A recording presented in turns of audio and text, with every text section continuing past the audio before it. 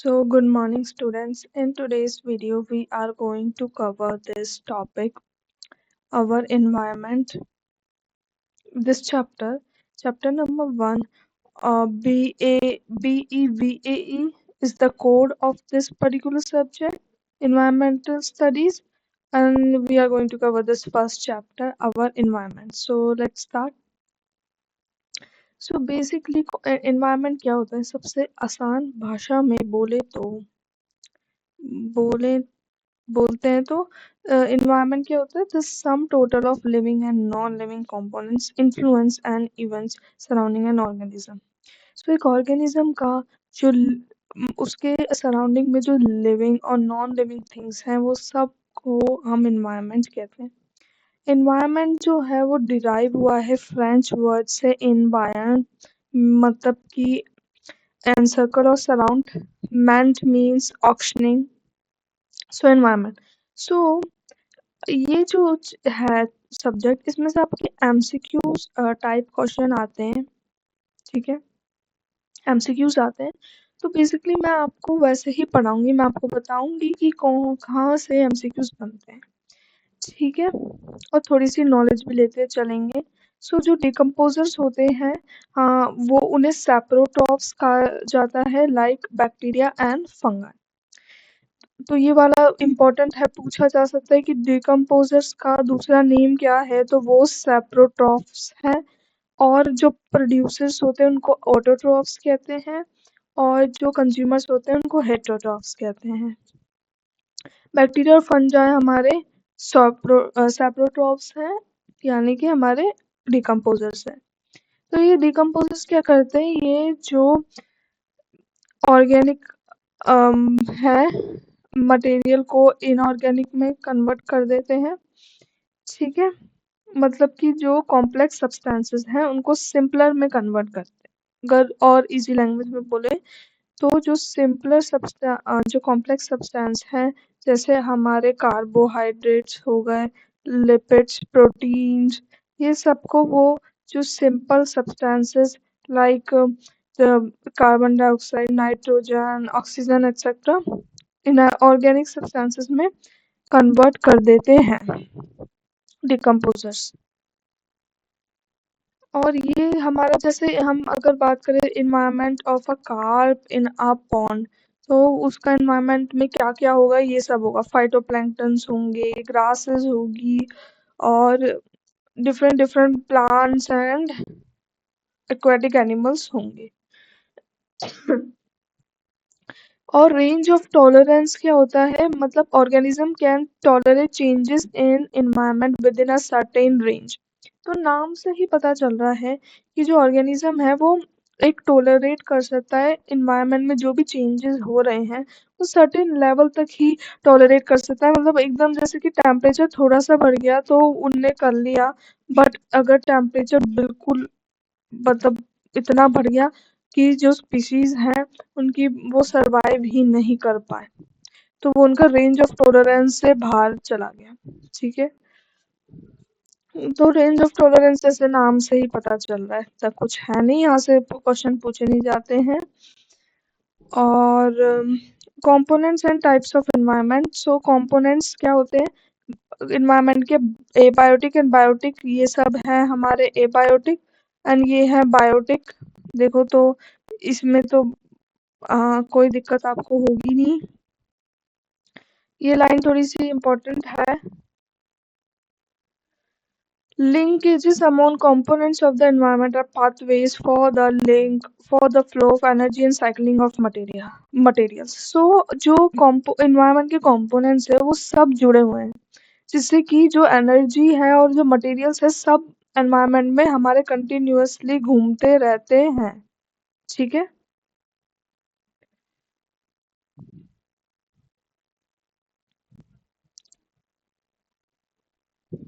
Types of environment. So environment के types क्या होते हैं? 3 है. एक तो इंटरनल एनवायरनमेंट बॉडी के अंदर का, एक्सटर्नल एनवायरनमेंट सराउंडिंग्स, और नेचुरल एनवायरनमेंट जो मतलब नेचुरली होता है.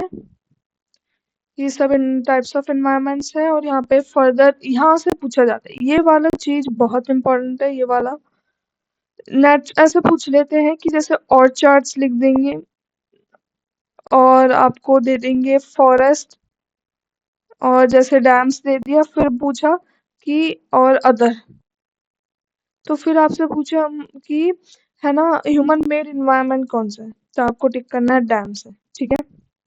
तो ऐसे पूछे जाते हैं, इसमें से पूछ मतलब तो आपको ये सारे लर्न कर लेने हैं कि कौन से नेचुरल एनवायरनमेंट में है, कौन से ह्यूमन मॉडिफाइड में है, कौन से ह्यूमन मेड में। ठीक है, वैसे तो आपको पता चल ही जाएगा, लेकिन थोड़ा सा कहीं गलती भी हो सकती है, कंफ्यूजन क्रिएट हो सकता है, तो लर्न कर लें। ठीक है, ह्यूमन इन्वायरमेंट रिलेशनशिप मतलब ह्यूमंस और एनवायरमेंट के बीच में क्या रिलेशनशिप्स है, उसके लिए कुछ थ्योरीज बताई गई है ह्यूमन इन्वायरमेंट रिलेशनशिप्स के लिए। तो इसमें से भी आ सकता है आपका, जैसे डिटर्मिनिज्म किसने बताई है, जर्मन ज्योग्राफर फ्रेडरिक राड्सर और further expanded by Ellsworth Huntington. तो ये पूछा जा सकता है वो क्या डिटर्मिनिज्म में क्या बोलते हैं, अर्थ मेड ह्यूमन और नेचर कंट्रोल्स ह्यूमन, तो ये वाला पूछा जा सकता है। पॉसिबिलिज्म पूछा जा सकता है कि the term was coined by the French historian Lucien Febvre, और इसमें क्या बोलते हैं पॉसिबिलिज्म में, physical environment is passive and human being is the active agent, ठीक है। और इन्वायरमेंटलिज्म और इकोलॉजिकल अप्रोच में क्या बोलते हैं कि mutual interaction between organisms and physical environment on one hand and the interaction among the organisms on the other in a given ecosystem. So ये सब इन्वायरमेंटलिज्म और इकोलॉजिकल अप्रोच में कहते हैं। ठीक है, तो ये सब आप ऐसे पूछा जा सकता है कि इन्वायरमेंटलिज्म में या इकोलॉजिकल अप्रोच में क्या कहते हैं, things like that. So concept of sustainability and sustainable development, तो आपसे पूछा जा सकता है कि जो जैसे अवर कॉमन फ्यूचर रिपोर्ट में सबसे पहले कॉन्सेप्ट लाया गया था सस्टेनेबल डेवलपमेंट के लिए, ठीक है। And concept group constituted by WCED and chair किसने किया था, then Norwegian prime minister Gro Harlem Brundtland, और उन्होंने क्या से बताया था, ब्रुंडलैंड कमीशन में सस्टेनेबल डेवलपमेंट को क्या बोला गया था, sustainable development is basically meeting the need of present generation without compromising the ability of future generation to meet their own needs. ये सिंपल सा होता है, पर ये वाली डेफिनेशंस में क्वेश्चन उठने लग गए, ये करेक्ट नहीं थी, यहाँ पे करेक्ट नीड डेवलपमेंट नहीं बताया गया है, एग्जैक्टली वो क्या पॉइंट आउट कर रहे हैं।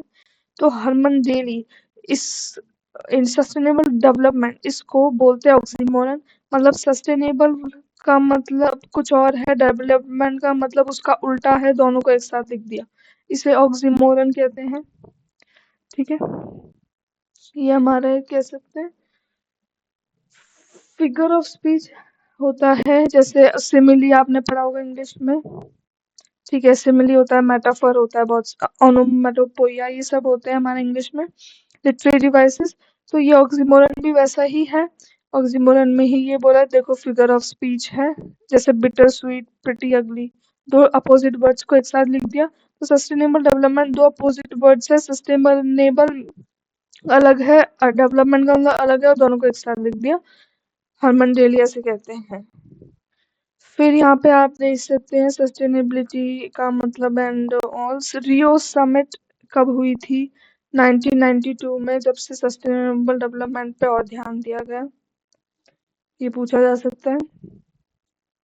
और ये सस्टेनेबल डेवलपमेंट में ओनली ऐसा नहीं इन्वायरमेंट आता है, अब सोशल और इकोनॉमिक व्यूज भी इंक्लूड किए जाते हैं, तो वो भी आपको ध्यान रखना है।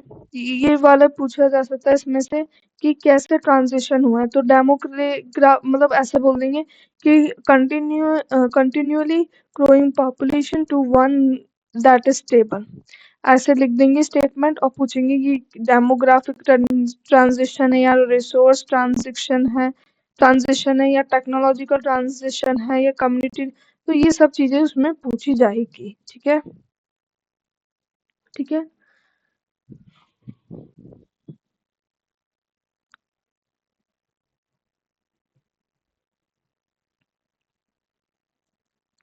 So priority areas for achieving sustainable development, तो ये वाला ट्रांजिशंस आप पढ़ लेना, ठीक है, एक बार। कि जैसे मैं आपको बताऊं कि डेमोग्राफिक में क्या है कि कंटिन्यूसली ग्रोइंग पॉपुलेशन की जगह हमें करना चाहिए कि पॉपुलेशन थोड़ी स्टेबल रहे, एकदम से ऐसे बिल्कुल बढ़ने ना लग जाए। रिसोर्स ट्रांजिशन मतलब कि जो इकोनॉमी बस इस पे ही फोकस कर रही थी कि डेवलपमेंट हो, अब वो थोड़ा सा नेचर को भी साथ में लेके चले, ठीक है। टेक्नोलॉजिकल ट्रांजिशन मतलब कि पॉल्यूशन इंटेंसिव जो हम प्रोडक्शन कर रहे थे उससे इन्वायरमेंटली फ्रेंडली प्रोसेसेस को एनकरेज करें, ये तीनों लिखे हैं।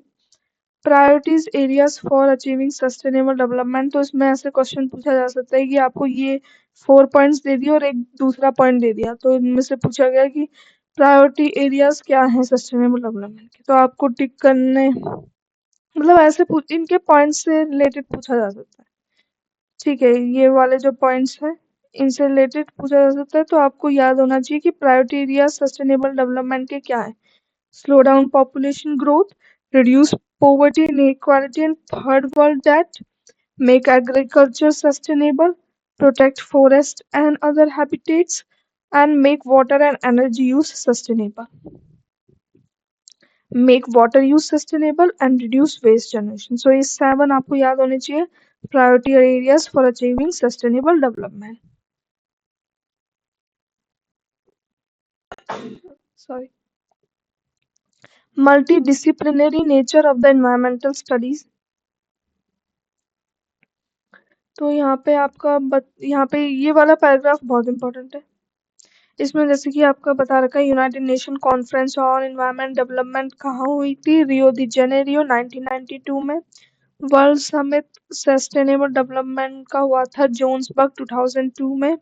सस्टेनेबल डेवलपमेंट की यूनाइटेड नेशन द्वारा 17 गोल्स रखे गए जिनको अचीव करना कब से कब तक, 2016 से 2030 तक सारे सस्टेनेबल गोल्स को अचीव करना ये टारगेट था बाय यूनाइटेड नेशन। ये सारे 17 गोल्स आपको याद होने चाहिए। ऐसे पूछा जा सकता है कि मतलब 4 ऑप्शंस दे देंगे कि इनमें से कौन सा नहीं है सस्टेनेबल डेवलपमेंट गोल्स, तो आपको सारे एक बार लर्न होने चाहिए।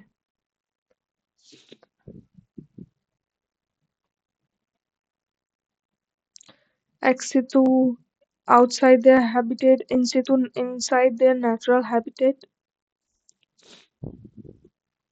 फिर आ जाता है importance of environmental studies. Environmental studies की इम्पोर्टेंस क्या है, ये इतना इम्पोर्टेंट नहीं है बट पढ़ लेना। इन्वायरमेंटल इश्यूज है वो नेशनल इंटरनेशनल इम्पोर्टेंस के, कि अब ओनली ऐसे नहीं कि फ्यू कंट्रीज ही आपका फेस करिए चैलेंजेस, पूरी वर्ल्ड फेस कर रहा है challenges of environment related emergence of problems in the wake of modernization and development। so development और modernization में क्या हमें प्रॉब्लम्स आ रही हैं, उनको स्टडी करना, उनसे कॉम्बैट करना, वो सब हमारे इन्वायरमेंटल स्टडीज में आता है। एक्सप्लोसिव इंक्रीज इन पॉपुलेशन, तो हमारे जो इंडिया है उसके पास 2.4% तो लैंड है वर्ल्ड का, लेकिन 16% पॉपुलेशन है, तो ये बहुत ही हमारे प्रेशर आ जाता है रिसोर्सेज पे।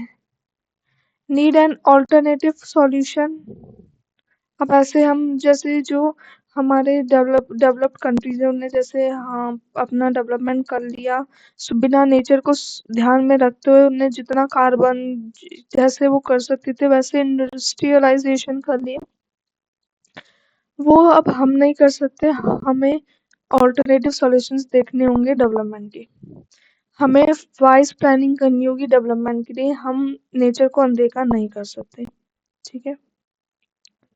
तो ये था आपका चैप्टर, मैंने आपको सारे इम्पोर्टेंट क्वेश्चंस पूछे जो जा सकते हैं वो बता दिए हैं। That's it for this video. Thanks for watching.